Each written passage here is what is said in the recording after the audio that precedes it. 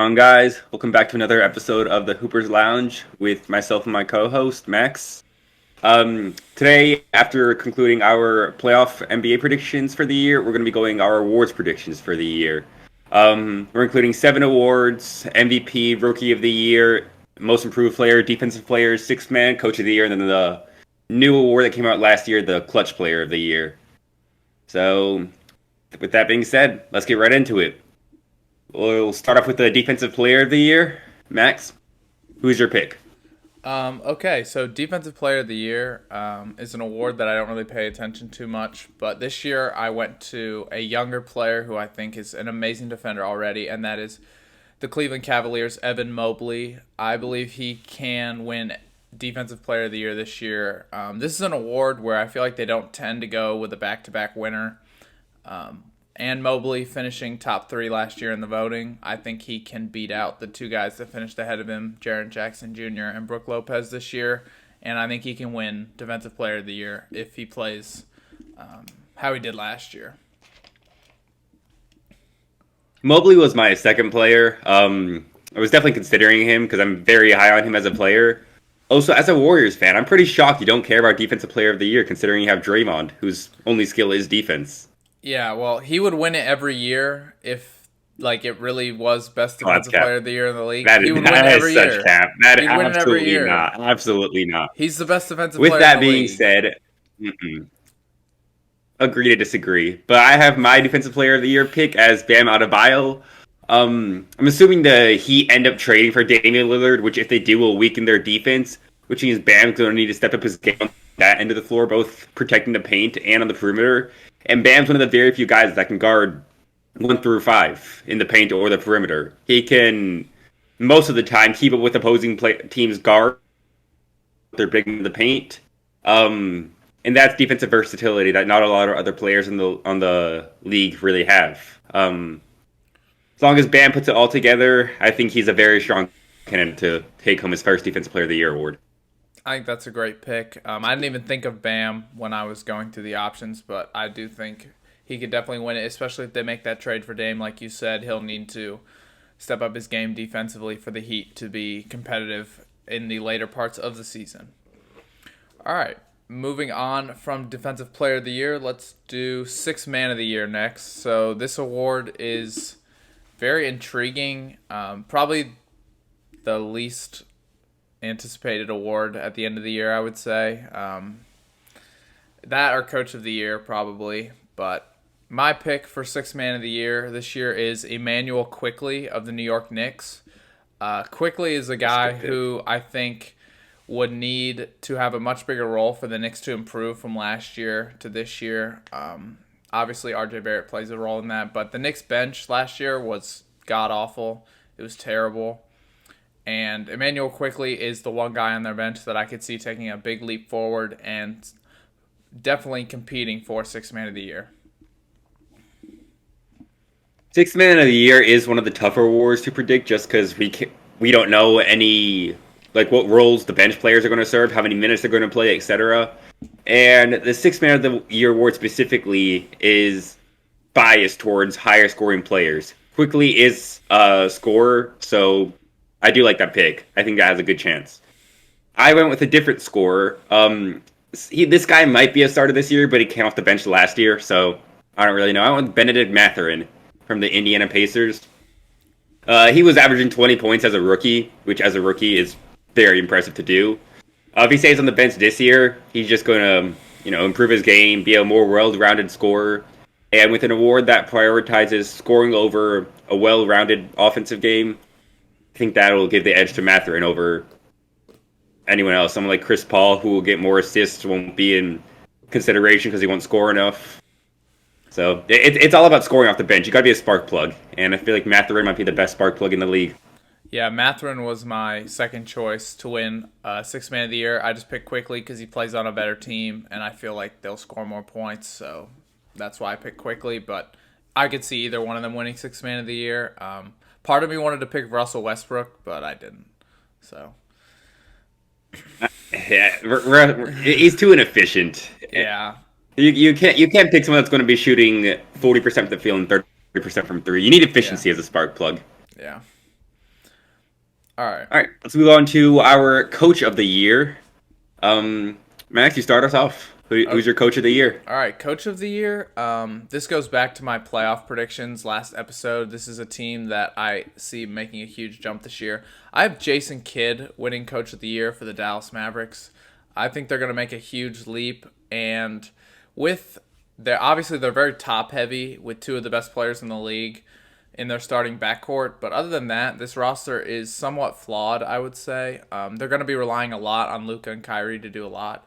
And so I feel like if Jason Kidd can put this team together and, get the other players to want to play for the two stars to take all the shots and make, all the big plays, I think Jason Kidd will have a big reason why the Dallas Mavericks are back in the playoff race and back in the hunt to win the Western Conference like they were 2 years ago.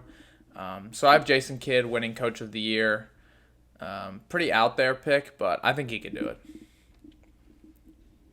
Yeah, so this I disagree with. I think the Mavericks have success this year. It's going to be more towards the credit of their two superstars than the coach. Especially with Kids has a known very aggressive defensive scheme that is either very boom or bust, depending on his roster. With this roster, I'm not sure how it's going to play out. Offensively, they have all the talent in the world, but again, that's more attributed to their superstars instead of Kidd. I don't know if Kidd's schemes and coaching is going to be the reason they win over Luka and Kyrie's sheer offensive brilliance. But you're also not going to like my pick either. Going back to my playoff predictions, we had a little debate over the Oklahoma City Thunder. I'm very high on them, and I have Mark Daigneault winning Coach of the Year. I think if Oklahoma makes the playoffs, like I think they will, that is one of the quickest rebuilds in NBA history. And even if they flame out in the first round, it's going to be a lot. It's taking a team that was supposedly tanking just 2 years ago. They're reportedly tanking. And then to take them to the playoffs, that's a very, very quick turnaround. And with all the draft picks they have down the line, Oklahoma could be very well set up for success if they make the playoffs this year. And credit to Daigneault if they do. I thought you were going to say the Pelicans head coach at first, seeing as that you put them at the number 2 seed. I feel like that warrants a Coach of the Year candidate. But if the Thunder do make the playoffs, he's definitely going to be a candidate for Coach of the Year. I don't hate that take. I just don't think they're going to be that good this year, especially in the Western Conference. In the East, I think they'd be a top 8 team easy, but in the West, it's so hard. Yeah, I just feel like if the Thunder make the playoffs, it'd be more impressive, a more impressive coaching job than the Pelicans making the 2 seed. So that's why I picked the Thunder's coach. That's fair. All right, moving off of Coach of the Year, let's go to Most Improved Player of the Year, which is always a fun award. Sometimes they go to the star players. I remember when Ja Morant won it a couple years ago. That was probably the worst Most Improved Player award ever given out. He was already a top 15 player in the league, and he maybe jumped up to like top 10, top 12, and they gave him Most Improved. I didn't understand that at all. Alex, I'll let you start with this one. Who is your pick for Most Improved Player? I had did this in our Summer League episode, but I have Jabari Smith Jr. from the Houston Rockets winning. He showed out in the Summer League with 33 and 37 points, including an amazing game winner.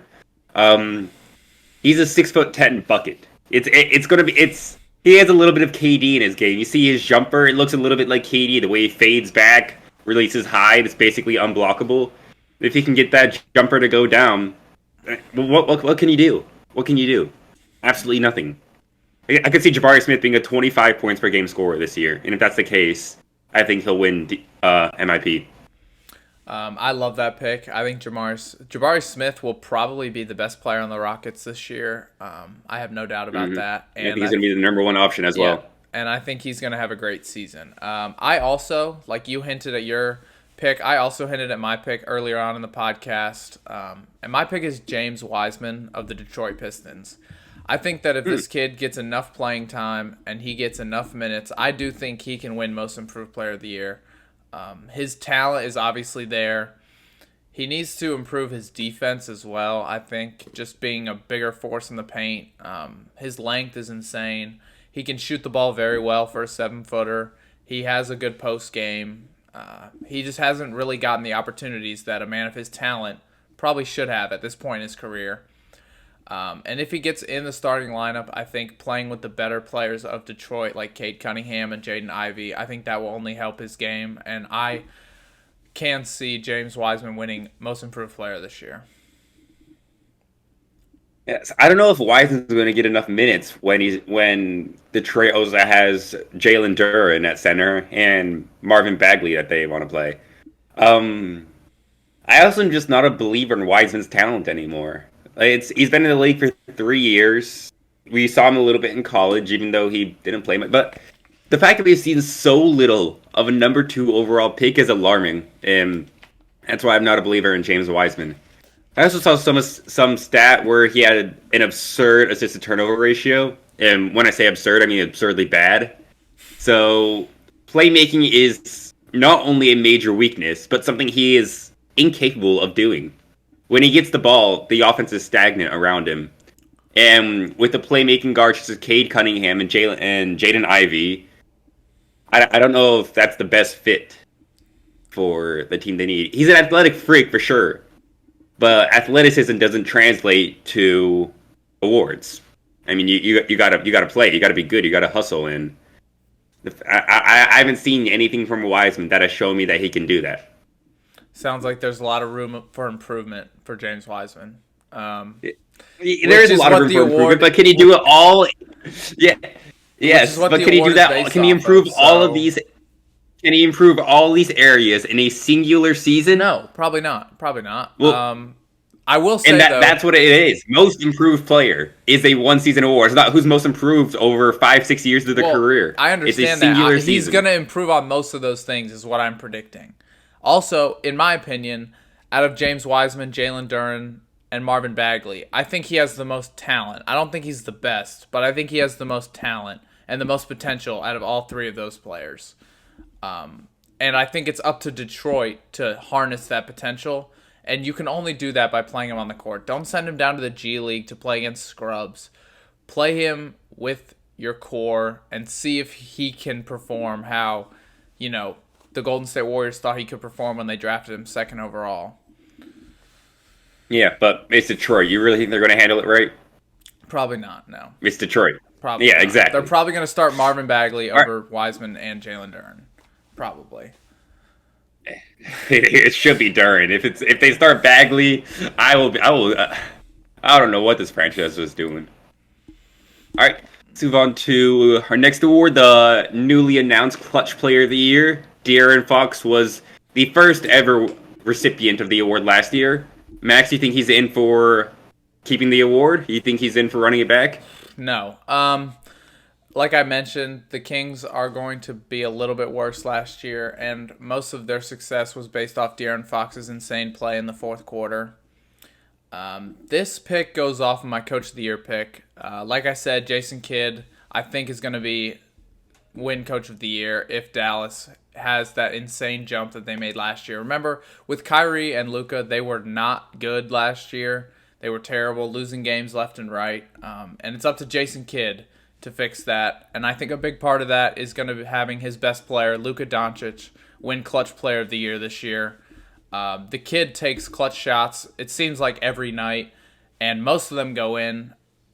He's one of the best players in the league, and I think with him taking all these clutch shots, more of them are going to go in because Dallas is going to win more games this year. That's my theory. And I have Luka Doncic bringing home the Clutch Player of the Year this year. Luka was my second pick. I'm not as high on the Mavericks as you are, but I'm still high on them. I think they are going to be a playoff team and have a much better success than they did last year.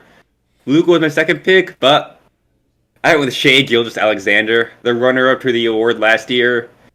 If the Thunder improve how they are, it's going to require how I think they are. It's going to require Shai to just show up in the big moments when the team needs a bucket.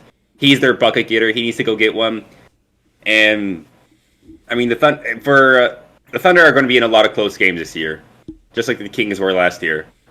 And I think the Thunder will have the best closers on their court in 99% of games with Shai Gilgeous-Alexander. If he can get enough buckets in the clutch, I feel like it's his award to lose.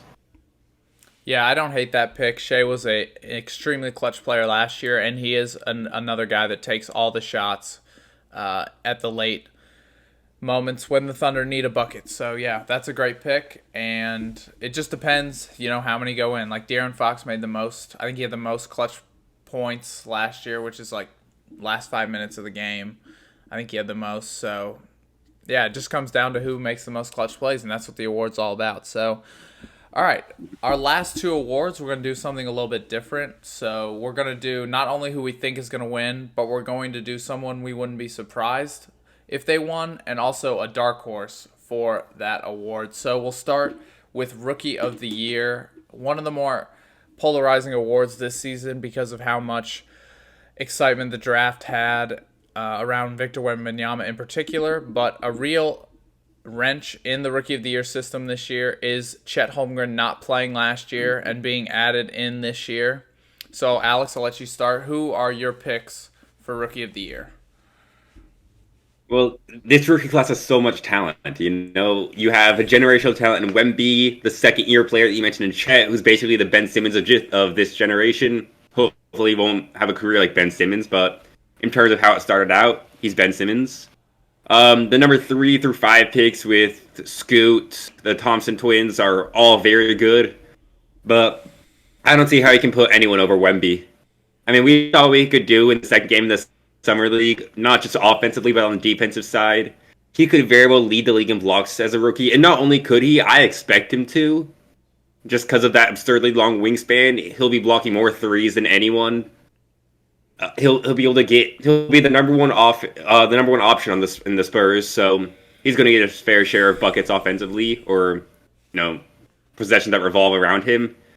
I just think his all-around game is the most well-developed in the class right now, aside from maybe Chet, but Chet won't have the touches that Wemby does. Neither will Scoot or the Thompson twins. I just think Wemby is going to have the most chances to succeed, and I think he will succeed and take home the Rookie of the Year. Chet is my player. I wouldn't be surprised. Again, I'm very high on the Thunder. I think Chet is their X factor this year. And if he plays as well as I think he can, Thunder are going to be a very scary team. And Chet will be right up there with Wemby in terms of Rookie of the Year. If Wemby wasn't in this draft, everyone would be talking about Holmgren as a unicorn. I mean, he's basically a Wembanyama who's 7'2" instead of 7'5". He can defend the paint, he can dribble, he can stretch the floor. He's a shorter Wembanyama. And that would be all the hype if we didn't have a 7'5" version of Chet in this draft. My dark horse, Rookie of the Year is kind of similar to the sixth man in terms of that scoring is rewarded instead of an all-around game. So I picked what could be the best scorer in this draft in Keontae George for the Jazz. I think aside from marketing, Keontae George could evolve to be the second option by the season's end. And if so, he could be putting up 20 points a game, which, as a rookie, we saw with Mathurin last year. If you're putting up 20 points a game, that'll keep you in the discussion for Rookie of the Year. I like that pick a lot. For Dark Horse, Keontae George, he can very well develop to be maybe even the number one option if Markkanen, takes a step backwards from last year towards the end of the year. He could be that good this year. I'm surprised you didn't pick Chet for Rookie of the Year after all the Thunder meat riding you've been doing the last couple episodes, but I will do it for you. Chet special, Wemby's generational. I will do it for you. Wow. You're going to slander me over that and take Chet over Wemby? I'm picking Chet to win Rookie of the Year because I think this is going to be a steaming hot take, but I think Chet is a more skilled player than Victor Wembanyama. I said he's better in the post. He's a better passer, and he's just as good of a defender. But he's not 7'5". He's not 7'5". He's 7'. That is. I do like your point about Victor Wembanyama getting more opportunities to be the number one option. Obviously, Chet playing behind Shai Gilgeous-Alexander. Josh Giddey's going to have the ball in his hands at times. I understand that Chet Holmgren will not get the opportunities presented like Wemby will, and I think it's going to make it harder for him. But if Chet plays to how I think he can play, he is, in my opinion, the best player out of this class. And that is a hot take. Okay, I understand that. Yeah, go ahead. Do you think Wemby's going to score 20 points a game? Maybe. It'll be close. Like 17, 18, to 18 to 22 points a game, somewhere in that range. So yeah, sure, right around there. I don't think Chet will have the touches on the offensive side of the ball to get nearly close to 20 points a game. He could get 20 points a game if he was the first option. He has a talent, but because of all the talents on Oklahoma City's roster, I don't think Chet will have the ball enough to get the stats that Wemby has. Would you agree with that? I think he can get close to it. An NBA team, so let's just think about this for a second. An NBA team scores about, 110 points a game, let's say. That's average in the new era. So let's say that if Chet Holmgren is as good as both of us think he will be, he'll be the second option on the Thunder, theoretically, right? Maybe towards the end of the year, not the start. I feel like you still prioritize Jalen Williams and Giddey, especially because of Giddey's playmaking abilities. Okay, so let's say he's the third option then for the season. We'll average him out there. So let's give 30 points a night to Shea. Giddey is not known for scoring, and I would assume you'd put him at the second option if it's not Chet. So we'll give him 20 points a game. That leaves I'll give him 15 points and assists. Okay, 15 points a game, 30 for Shea. That's 45 of the 110 points that you'll score a night. I don't see how Chet Holmgren isn't getting enough opportunities to score 20 points a night on that team. We had Jalen Williams, who was putting up 15 a game as a rookie last year. We assume that he's going to have an increased role, increased scoring opportunities in his second year. So, just for argument's sake, he could be another 20 points per game scorer on the Thunder team. But for argument's sake, we'll put him at 15 points. We'll say he just around. So that's 60 points for those three players. Outside of Shea, the Thunder team, I feel like everybody can score 20 points a game. It just depends who's hot that night. And that is why this team is going to make the playoffs. This team is We're stacked. not talking about the playoffs right now. Oh, I just need to... Okay, I had to point it out. That's fine. We're not talking about that right now, okay? A lot of teams in the NBA can produce scores that, have 20 points a night. And I'm not saying the Thunder don't. But Chet Holmgren will get these opportunities because he is one of the best players on the team. I don't think they're not going to prioritize Chet over these other guys. They might prioritize him the same, but I don't think Jalen Williams is going to be getting 10 more shots per game than Chet Holmgren. I do not see that happening. I would be shocked if that happened. They might get the same amount of shots, but I would be shocked if the Thunder coaching staff comes into the season saying Jalen Williams needs the ball more than Chet Holmgren. I'd be shocked about that.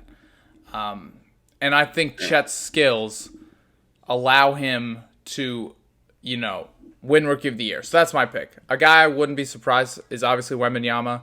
He is amazing. He's very good. He was the best player out of this draft class.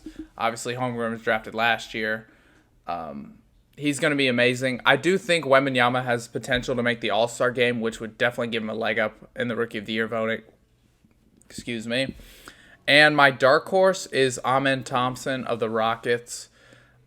He looked fantastic in his one game in Summer League. But there's just so many young options on the Rockets that I don't know how he's going to fit in with that roster just yet. But if Wembanyama or Chet does not win Rookie of the Year, I wouldn't be surprised if Amen Thompson slid in and found a way to win it. I just don't know how many minutes Amen Thompson is going to get because the Rockets have a ton of guards. They have the two expensive free agent signings they got this year in Van Vliet and Dylan Brooks, and a young guard they've been trying to develop the past couple of years in Jalen Green. They also have Josh Christopher off the bench, Dayshawn Nix. I could go on, but Thompson is very good. He did look good in Summer League. I just don't know if he's going to get a big enough opportunity to be able to contend for the award. Yeah. All right, and moving on to our seventh and final award of the show today, and that is the MVP, the prize possession of the regular season. I will start on this one, and my MVP pick this year is a guy that I would be shocked if he didn't win one by the time he retired, and that is Jason Tatum of the Boston Celtics. I believe with the addition of Porzingis, that will help his offensive game in my opinion, Porzingis is a significantly better offensive threat than Marcus Smart was, which allowed teams to defensively scheme around Brown and Tatum. But now with Porzingis, you're gonna have that third, number one threat on the offense, essentially. Porzingis has proven in New York, especially in his early career, that he can be, an all-star caliber player as the number one option. He's not at that point in his career, but he can show that from game to game. He can give you 35 points on any given night. And that threat alone, I think, will open the floor for Jason Tatum in particular. I also expect his assists to skyrocket because Porzingis should help him around the rim. And he's a much better shooter than Marcus Smart, in my opinion. So Jason Tatum is my pick for MVP, especially with how I expect the Celtics to perform this year. Record plays a huge factor in MVP. So Jason Tatum is my pick for MVP, a player who I would be shocked if he didn't win an MVP by the time he retired. He's that special, and he always has a thing for the big moments, the bright lights, and I think this is his year. A player I would not be surprised if he won MVP. This one's kind of obvious, but it's the Joker, Nikola Jokic. If he just, won the MVP again, I would not be surprised at all. He's the best player in the league, and that's all that needs to be said about that. My dark horse for MVP is Devin Booker. Devin Booker this year, That's a good one. I think, that's a good dark horse. Has a long shot chance to win the MVP if Phoenix is in the contention for the number 1 or 2 seed in the West. I think Devin Booker, he could average close to 35 points a night this year on very efficient shooting. But I just don't think that the rest of his team will give him the ball in situations like, I don't know, when the fourth quarter comes, I just don't know if Devin Booker is the clear-cut number one yet, right now. Whereas in Boston, Jason Tatum is the clear-cut number one. Devin Booker, if he's having an off night, the ball's going to Kevin Durant, no questions asked. But if Tatum's having an off night, I still feel like you're giving the ball to Jason Tatum when you need him. So that's what kind of separated, because I was between picking Devin Booker to win my MVP this year and Tatum as a dark horse, but that was my theory. But Devin Booker as a dark horse, I think, is a great pick for MVP this year, and the Suns are going to be very good. Your analysis was spot on. There was a game in the playoffs, I forgot who was it against, but Tatum was shooting like 3 for 15 from the field at that point, and then he hits 2 clutch threes with like 2 minutes left in the fourth quarter to win that game. I forgot who it was against, but that analysis was spot on. Tatum will be the number one option, regardless of his struggles on the field, regardless of whether he's on or off on a night. Tatum is one of the best players in terms of all-around game. I don't feel like there's a ton of weaknesses in his game, and that is very good for a bona fide MVP candidate. So I don't hate that pick. And if Booker plays anything like we saw him play in the playoffs, he is going to be much more than a long shot to win. He was hooping in the playoffs. That was one of the more impressive performances from a second-round exit that I've ever seen. Something I found interesting, all 3 of us have 3 different players for this category, and not one of us has the actual MVP of last year, Joel Embiid, on this. That's a testament to the sheer talent in this league. This league has so much talent right now. He also didn't deserve to win the award last year, in my opinion. Agreed. It should have been Jokic. Yeah, it should have been Jokic, But with that being said, the talent in this league is unbelievable right now. So my MVP pick, I have Luka Doncic. Like you said, record does play a huge role in the MVP, unless a player has a statistically historical season. It typically goes to the best player on the best team. But Luka is capable of having a statistically historic season. Last year, he put up 32 a game while nearly putting up double-digit assists and rebounds. And he's only 24. He's still not even in his prime and he's putting up these numbers. I wouldn't say this is out of the picture. Can you imagine Luka putting up or averaging a 35-point triple-double? I can imagine it. I can imagine it too. because him and Kyrie are going to have the ball so much on offense. They are options 1, 2, 3, 4, 5, 6. They are the only options for the Mavericks. They will live and die with the success of Luka and Kyrie. Luckily, they're two of the most skilled offensive players in the league, so they will live a lot more than they die. But with the ball that is going to be in Luka's hands so much, I feel like he could put up a season for the record books. He could put up one of the best best seasons statistically that we've ever seen. And for Dallas to succeed, I think he has to do that. I think he knows he has to do that, and I think he's going to do it and take home his first MVP award. A player I wouldn't be surprised is a team I've been very high on this entire offseason about the revenge tour. I have Giannis, who's already won 2 MVPs. I feel like getting out in the first round will make the whole Bucks team and Giannis hungrier than ever, wanting to prove that they are still championship contenders. And Giannis is more motivated to try in the regular season, more than ever. So I wouldn't be surprised to see Giannis take home his third. And my dark horse, I have Zion Williamson. Dark horse because of his obvious injury history, his extensive list of missed games and missed seasons. But like I keep mentioning, with Zion, the Pelicans were the number 1 seed in the West. Zion was in the MVP conversation before he got hurt. If he can stay healthy, and that's a big if, I wouldn't be surprised to see the Pelicans, especially if they're the number 2 seed. Zion could be in the talks for MVP at the end of the season. I like that pick a lot. If you're right about the Pelicans this year and they're as good as you think they will be, I would not be surprised to see Zion Williamson in the conversation for MVP. He's one of the most unstoppable players in the league when healthy. I like that pick a lot. Luka winning MVP for me it's just so record heavy, and I hate this part about the MVP. Mm-hmm. It's so record heavy, and I don't see Dallas having a good enough record to beat Giannis, Jokic, Tatum. But we saw Russell Westbrook in 2016 win when he averaged a triple-double. If Luka averages a triple-double and then 35 points a game and gets Dallas back to the playoffs after they missed last year, I feel like the narrative's good enough there after his 35-point triple-double is absurd. Yeah. You have to give the MVP to that. As long as you make the playoffs, obviously, but okay, so let's say that is an absurd season. What if Luka averages a 35-point triple-double and then Kyrie Irving also averages 30 points a night? Does he still deserve the MVP? Yeah, because everyone else on the roster is not averaging more than 10. Well, we don't know that. If he has 10 assists a night, somebody's got to be getting buckets other than Kyrie. I mean, somebody has to. And maybe like Derek Lively off pick and rolls. Do they still have Tim Hardaway? He can give you 15 a night. Yes, but he had a very bad season last year. Shot very inefficiently. He was on the bench by the end of the season. Yeah, I mean, he can. I'm not saying he will, but he can. Again, the NBA is so top-heavy when it comes to the voting system.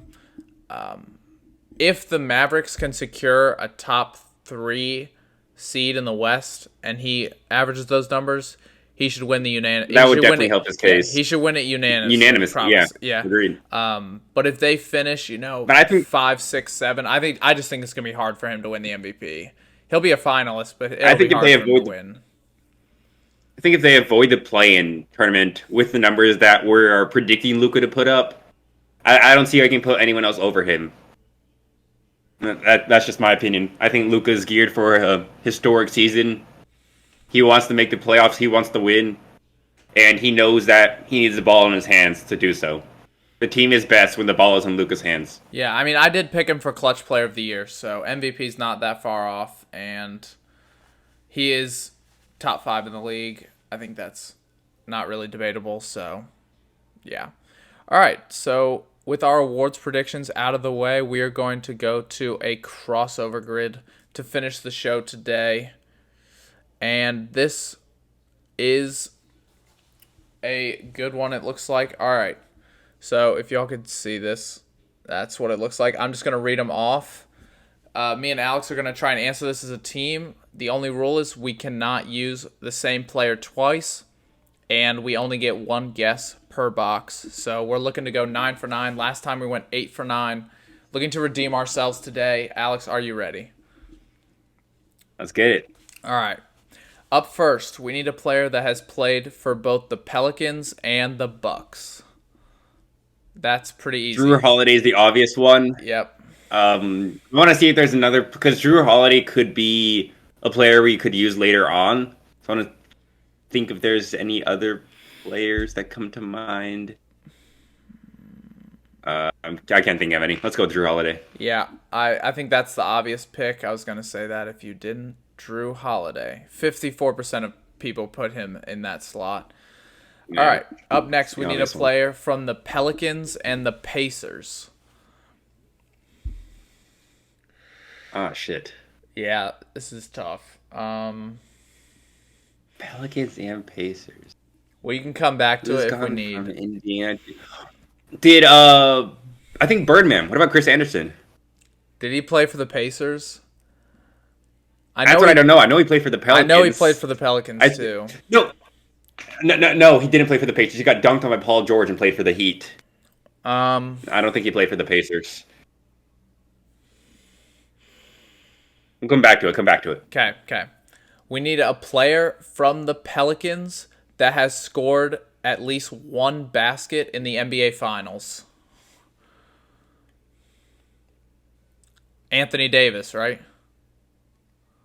Yeah, that's a good one. Good one. Yeah. Okay. I don't know why I was not clicking. Yeah, Anthony Davis. Okay. Would work All right. perfectly. Yep, that works. All right. Up next, a player that has played for the Phoenix Suns and the Milwaukee Bucks. Phoenix and Eric Bledsoe. Good shit. That is correct. Up next, a player that has played for the Phoenix Suns and the Indiana Pacers. Jalen Smith. Okay, Alex came Draft to pick number 10 overall. He came to play today, ladies and gentlemen. Jalen Smith. All right, next. This one should be pretty easy. Phoenix Suns player that scored one basket in the finals. I mean, we could. They just made it to the finals. Devin Booker. Okay. You could say Chris Paul. You could Correct. say Ayton. They were just in the finals. They have their whole All right. core. We are 5 for 5 so far with 4 boxes remaining. Up next, we need a player that has played for the Bucks and has played under 200 games in their career. So a younger player that's played for the Bucks. Marjon Beauchamp. Marjon Beauchamp. That is correct. Do you need help spelling it? Okay. No, all right, I let's got go. it. That is correct. All right, next we need a player on the Indiana Pacers that has played less than 200 games. Mathurin. Benedict Mathurin. Yep, we talked about him on the show today. Okay. All right, this one is going to be tough. Actually, no. This one's easy. We need one basket from the NBA Finals of a player that's played under 200 games played. Christian Brown of the Nuggets. Yeah. As a rookie. Yeah, he definitely perfect. scored in the finals. All right, we are 8 for 8, ladies and gentlemen. We are 8 All right, for 8. this is what Pacers and Pelicans. Yep, Who has Pacers and played Pelicans. for the Pacers and Pelicans? Come on. To go 9 for 9. Come on. Put your thinking caps on, gentlemen. I really want to. I still think Birdman's a journeyman. I feel like he's played for the Pacers at some point in his career. I can't guarantee it though. Did Roy Hibbert ever play for the Pelicans? I don't think so. What about I David think West? he played for the Pacers. No, he went to the Warriors after he left the Pacers. George Hill. No, I don't think he was ever a Pelican. No. What What about old timey Pelicans? Who was the guards when they were rocking AD and Boogie? Drew Holiday and Tyreek? Oh, Tyreek Evans. Yes, Tyreek Evans. That's him. Good teamwork, ladies and gentlemen. And there it is, the perfect 9 for 9. Let's go. Green grid That's what we like to see. from the boys. Another option for the one we struggled on the most was Buddy Hield. I did not know he played for the Pelicans, but Yeah, it was drafted by the he was drafted by the Kings, wasn't he? Then traded to the Pelicans. yeah, but yeah, we go 9 for 9 today. Redemption is complete, and Oof, that we had to think for those, but it's a good run, and that is all for today's episode. Make sure to check out our last playoff prediction episode. It was a banger, probably our best episode ever. And stay tuned Thursday, NFL special, Thursday night. Season kicks off. That's what we like to see. I'm repping the Texans today. Can't wait to watch the NFL this week and all season, really. And we'll see you Thursday. Sports are back. We love the fall season. Let's go. Yes, sir. Peace. Peace out.